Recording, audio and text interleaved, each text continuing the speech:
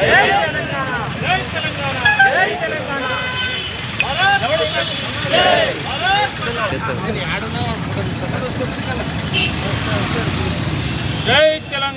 జై తెలంగాణ, జోహార్ తెలంగాణ.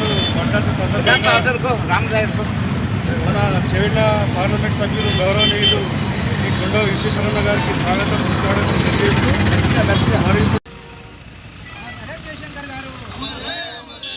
జయశంకర్ సార్ యొక్క వర్ధంతి సందర్భంగా తాండూరు నగరంలో వాళ్ళ చెవిళ్ళ పార్లమెంట్ సభ్యులు కొండా విశ్వేశ్వరరెడ్డి సార్ గారు వాళ్ళకి నివాళులు అర్పించడం జరిగింది. మలిదశ తెలంగాణ ఉద్యమంలో కీలక పాత్ర పోషించినటువంటి ప్రొఫెసర్ జయశంకర్ సార్ గారి యొక్క ఆశయాలు ఏవైతున్నాయో ఇవాళ తెలంగాణ అమరవీరుల ఆశయాలను నెరవేర్స్తానని చెప్పేసి మొట్టమొదటి ప్రభుత్వం ఏర్పాటు చేసినటువంటి కేసీఆర్ ఏమాత్రం కూడా ఈరోజు తెలంగాణ యొక్క ఆవశ్యకత ప్రత్యేక రాష్ట్రం సిద్ధించిన తర్వాత దాన్ని నెరవేర్చడం లోపల ఏమాత్రం కూడా చిత్తశుద్ధి చాటుకోక కుటుంబ నేతృత్వ ధోరణిని ప్రదర్శిస్తూ ప్రజల యొక్క విశ్వాసాలన్నీ కూడా దెబ్బతీసి వాళ్ళందరినీ కూడా భావాలని వాళ్ళందరినీ భావోద్వేగులై ఒక రకమైనటువంటి ఎమోషనల్ తోటి ఈరోజు ప్రభుత్వం ఏర్పాటు చేసిన తర్వాత ఈరోజు తెలంగాణ మిగులు బడ్జెట్ ఉన్నటువంటి రాష్ట్రాన్ని ఈరోజు దివాలా తీసినటువంటి మొట్టమొదటి ప్రభుత్వం ఏదైనా అది టీఆర్ఎస్ ప్రభుత్వం. కాబట్టి ఇవాళ కేంద్రంలో నరేంద్ర మోడీ గారు చిన్న రాష్ట్రాలతో పెద్ద మొత్తంలో నిధులు కేటాయిస్తుంటే కూడా ఇవాళ రాష్ట్ర ప్రభుత్వాలు ఎక్కడ కూడా ఈ తెలంగాణ రాష్ట్రాన్ని అభివృద్ధి చేసే దిశలో పనిచేయట్లేదు. రాబో రోజుల్లో ఖచ్చితంగా ప్రజలందరూ కూడా విశ్వసిస్తూ ఉన్నారు.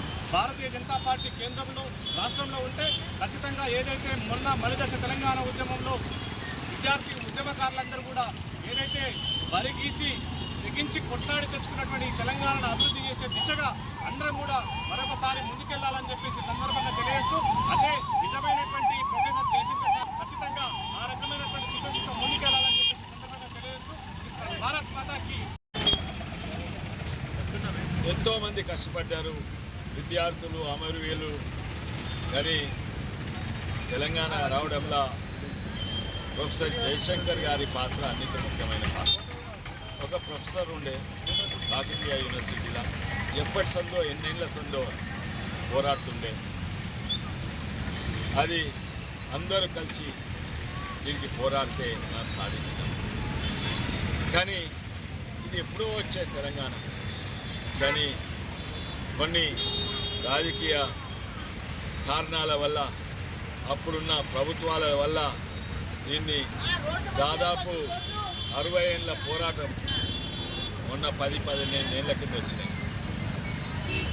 ఇది అప్పుడు రాజ్యాంగం రాసిన అంబేద్కర్ గారే చెప్పిండ్రు, దేశం అభివృద్ధి కావాలి, రాష్ట్రాలు అభివృద్ధి కావాలంటే చిన్న రాష్ట్రాలు ఉంటేనే అభివృద్ధి అవుతాయని అంబేద్కర్ గారు అప్పుడు రాశారు.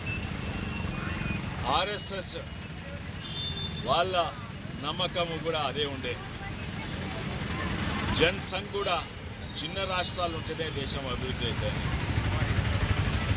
బీజేపీ కూడా ఇప్పటి సంగతి కట్టుబడి ఉండే చిన్న రాష్ట్రాలకు. ఇప్పుడు అయినాయి. ఇప్పుడు చూడండి, ఇటు తెలంగాణ అభివృద్ధి చెందుతుంది, అటు ఆంధ్ర కూడా అభివృద్ధి చెందుతుంది. ఎన్నో చిన్న రాష్ట్రాలు అయినాయి.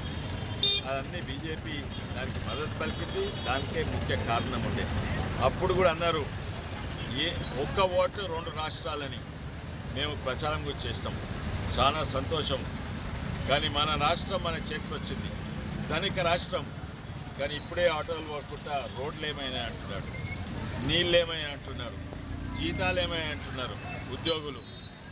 ఇవన్నీ కూడా చూస్తుంటే మన రాష్ట్రాన్ని అసలు అభివృద్ధి కాకుండా కట్టుబడ్డది కాళేశ్వరం ప్రాజెక్టులు, స్కామ్లు. ఇంతకుముందు అంటే చెప్పుకున్నది ఎందుకు ఇట్లా అయిందంటే ఆంధ్రలో నాశనం చేసింది.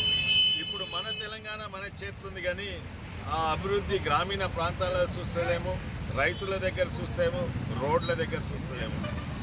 ఇది బాధ్యత మనకున్నది. ఇప్పుడు ఎవరి మీద నూకే అవసరం లేదు. కేంద్రం మీద కాదు, ఆంధ్ర రాష్ట్రం మీద కాదు, మన తెలంగాణ మన చేతులు ఉంది, కానీ ఆ అభివృద్ధి మొత్తంగా కనబడుతుంది. ఇది మన ప్రయత్నాలన్నీ ఇవే ఉండాలి. కేంద్రము రాష్ట్రము కలిసి పనిచేయాలి. తప్పనిసరిగా అభివృద్ధి అవుతుంది. చేయండి, షేర్ చేయండి. కోసం ఛానల్ ని సబ్స్క్రైబ్ చేయండి. అలాగే ఇక్కడ ఉండే ఈ గంట సింబల్ ని క్లిక్ చేయండి. మేము అప్డేట్ చేసే ప్రతి వీడియో నోటిఫికేషన్స్ మీకు వచ్చేస్తాయి.